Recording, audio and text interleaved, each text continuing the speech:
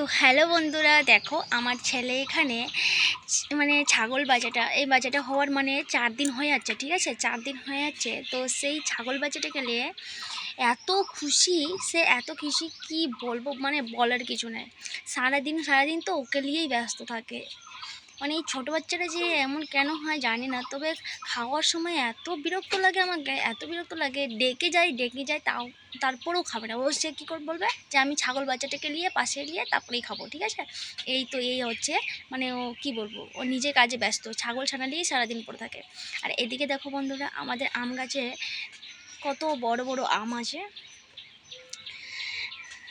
এবার কিন্তু আম আমাদের ভালোই আসছে, যাই হোক, কারণ আমাদের বাড়িতে মোট 5টি আমের গাছ আছে। ঠিক আছে, 5টিতেই কিন্তু ভালোই আম এসেছে।